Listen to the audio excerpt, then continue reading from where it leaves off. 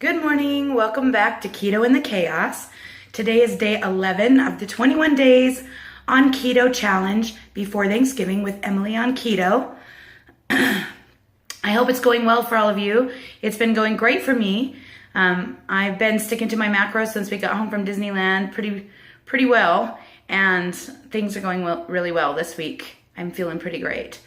Today on the agenda, it's Saturday, and my girls have their company practices this morning for their competition companies, and then I'm gonna come home and make myself my first meal probably around 1 o'clock, and then I'm going to be editing photos the whole rest of the day, most likely.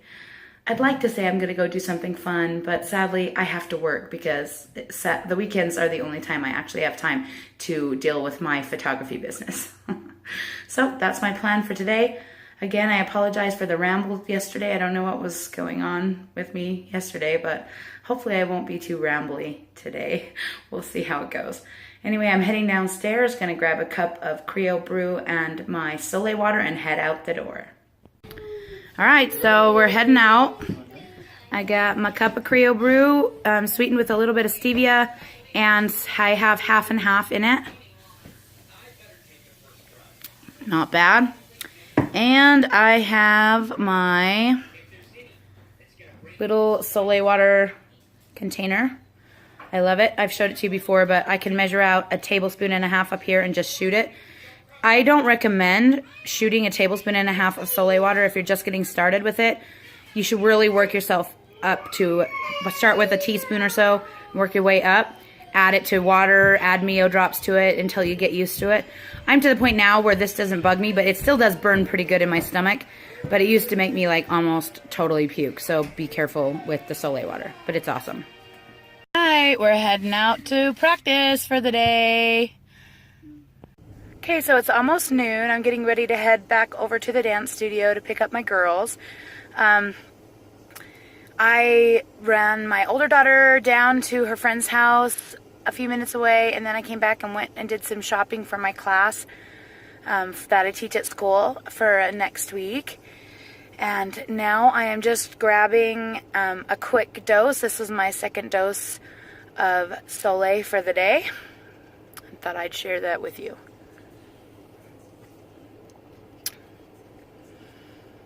Yeah, so it's salt water, but it's not that bad. I've just gotten used to it. It's really not that bad. This is my favorite way to take it now. I used to eat plain salt. I know a lot of people knew that I ate plain salt, but I find I can get more sodium in taking it this way, in the Soleil water, than I can just by eating plain salt, and it's faster. I can get a lot more faster. So that's why I do it this way now. If you want to make some Soleil water and you don't know how to make it, I describe how to make it in my electrolyte dangers video.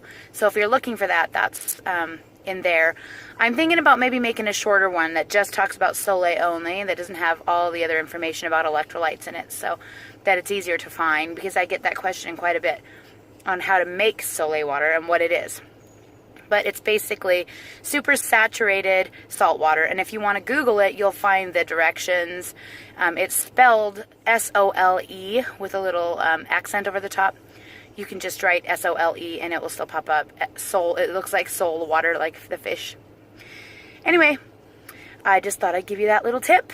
And I'm going to move on with my day. I'm going to go pick up my girls, and then I'm going to head home, make my first meal, and get to editing my photos.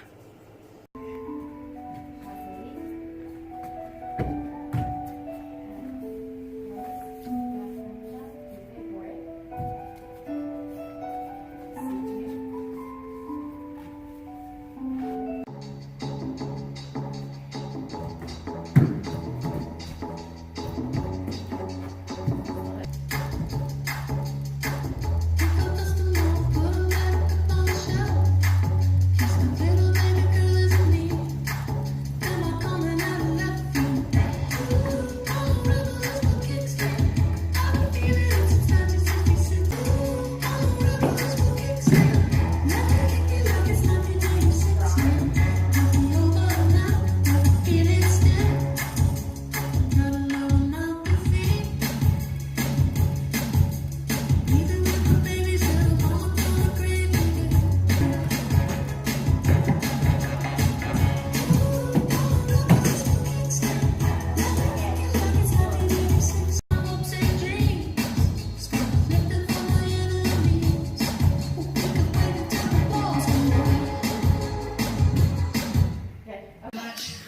Okay, so I still haven't eaten anything. It's like 1:45 in the afternoon. When I got home from the dance classes, this little dude was screaming. He just wanted mama. He just wanted to cuddle. And so far, he's still awake. Hasn't wanted to get up, and I am not going to make him. If you can hear, the kids are binge watching our Disney vlogs because everyone is all waxing nostalgic about Disney now. So my husband feels, don't do that. You'll turn it off.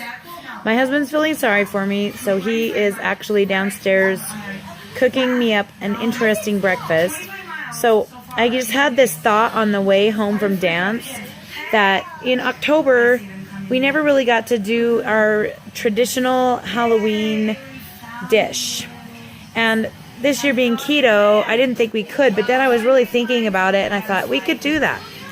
So he is going to make dinner in a pumpkin tonight.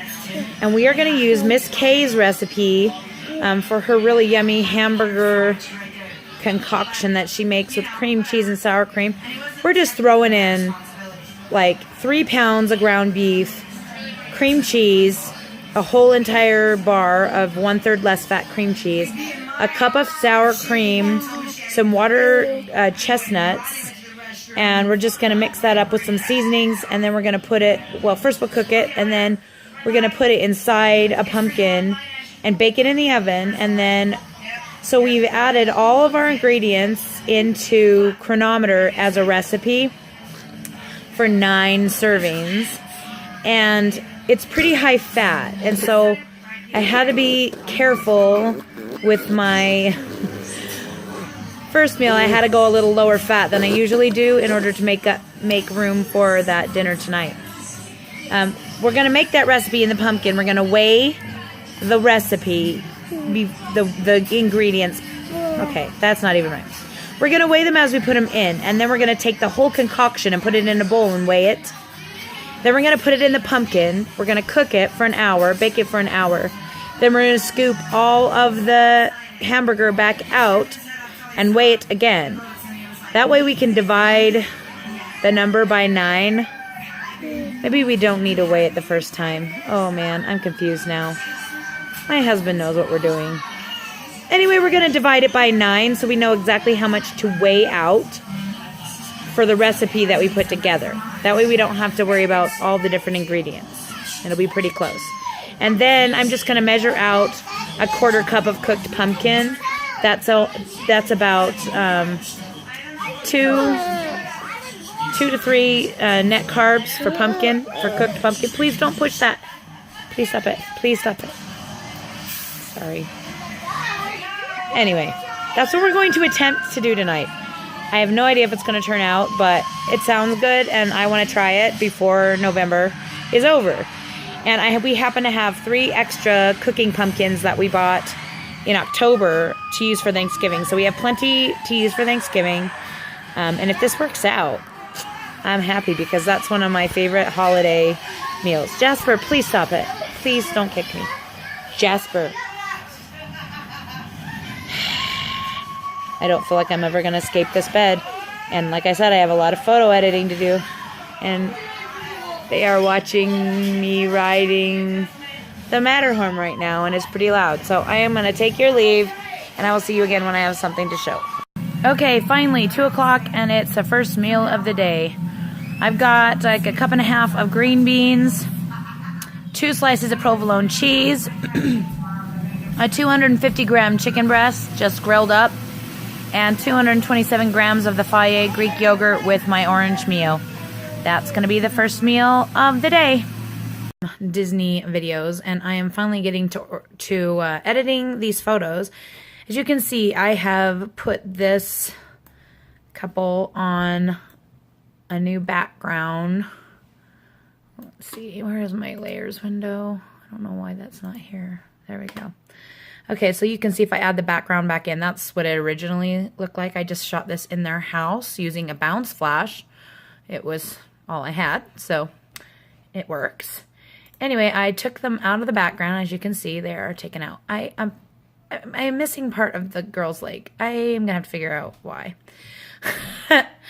Yeah, that's not gonna work if I can't figure that out. So give me a second to figure that out. But my ultimate goal is to try and put them into this digital backdrop. If I succeed, I'm totally gonna videotape it and you are gonna be impressed. If I don't succeed, I will probably delete this section. Well, voila. It's not the best, probably, I don't know, but I think it's doable. I think it'll be cute on the Christmas cards, and it's about as good as I'm capable of doing, so woohoo! Number 1 down. Okay, so the next composite I'm gonna do is this one. She really wanted a setup like this with a basket and ornaments and everything, and I told her it's just so much more economical to photograph the babies on a simple backdrop and then purchase a digital backdrop for $10 and put them in. So I hope it works out like I told her to. I think this one's going to be lots easier than the last one, and it's going to be adorable. And 10 minutes later, voila. What do you think? Not bad? I think it's super cute. Okay, this one's going to be one of the most complicated out of the ones I have done. These are twins, and I'm sure you know that. Oh, hi, Angie. I see you just said something to my thing. Yeah. Okay. Anyway, these two cutout babies have to go here. Yeah, I'm a little nervous. I don't know if I'm going to be able to make this one work. It's probably going to take a long time. We shall see. Okay, I think it's been close to an hour, and I finally have the first baby in. This one is a toughie. Wish me luck on baby number 2. And 20 minutes later, I don't know. I don't know if it looks 100% real on those arms, but it's the best, literally the best I can do. And I hope the mama likes it.